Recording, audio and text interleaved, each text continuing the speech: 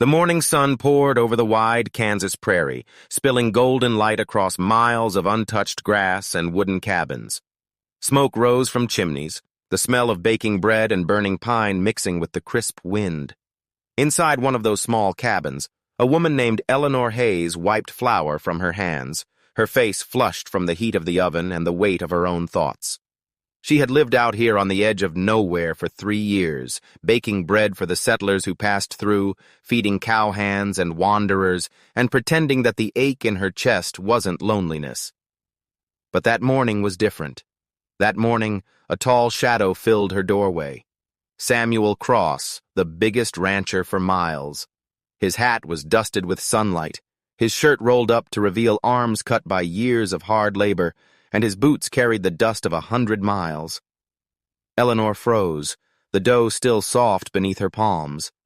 She had heard of him, of course. Everyone had. He'd built his ranch from nothing, turning the barren land into a sea of cattle and wheat. But the stories also said he was hard as iron, a man of few words and fewer smiles. And now here he was, standing in her doorway, asking if she could cook for his ranch. His cook had taken sick, he said, and the men were starving. Eleanor's heart thudded painfully.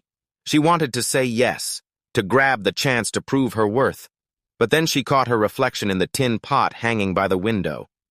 Broad shoulders, round cheeks, arms that carried the marks of years spent kneading dough and lifting pots. Shame rose like fire in her throat. "No one loves a fat girl, sir," she whispered, unable to meet his eyes. Samuel didn't move for a moment.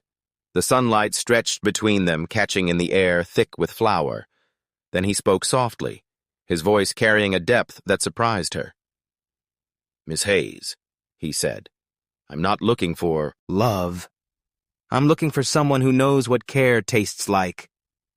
His words hung in the air long after he left, and by noon, Eleanor found herself loading her few belongings into a cart and heading toward Cross Ranch. The ranch was bigger than she had imagined.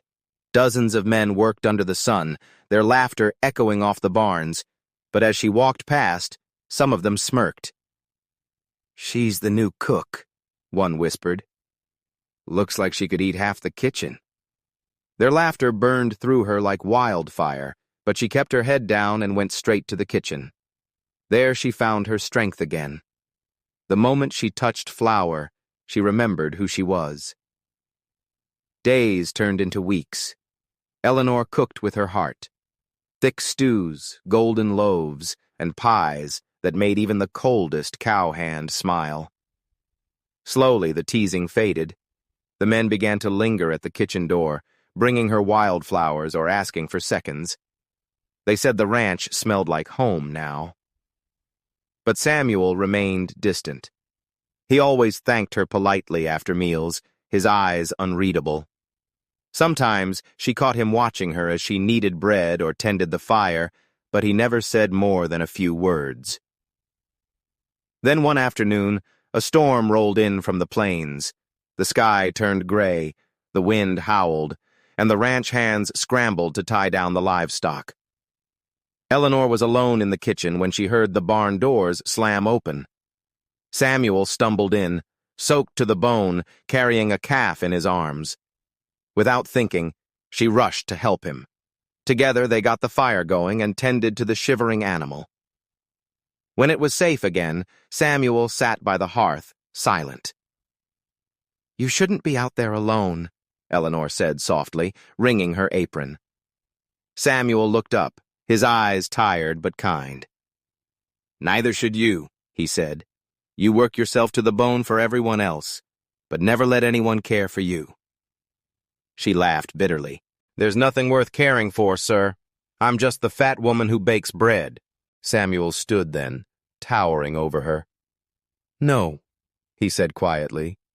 "You're the woman who's fed every hungry soul that's crossed this land. You're the one who remembers who likes honey in their tea and who saved old Henry's dog with your stew when he was too sick to eat. Don't you dare call yourself just anything." His words broke something open in her. a dam of self-loathing that had held back every compliment, every kindness she'd ever been given. For the first time in years, Eleanor cried. Samuel stepped forward awkwardly at first and wiped a tear from her cheek with his calloused thumb. "You've got more heart than anyone I've ever met," he whispered. From that day on, something changed between them.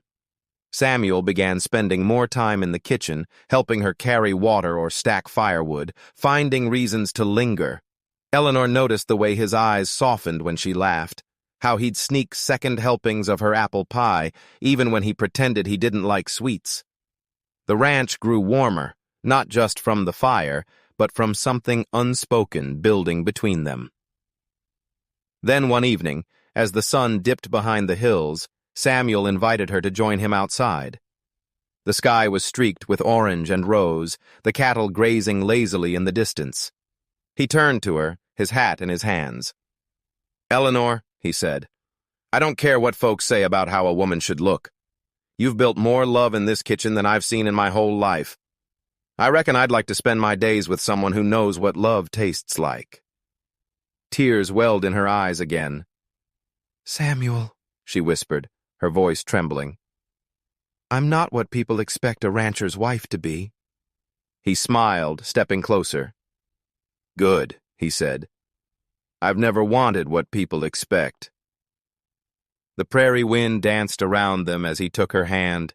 The same hands that had once kneaded bread now trembled in his, the same heart that once felt invisible, now beating loud enough to drown out the world. Behind them, the ranch lights flickered to life, a soft glow against the endless horizon. Months later, the ranch hands would laugh about how their boss married the cook.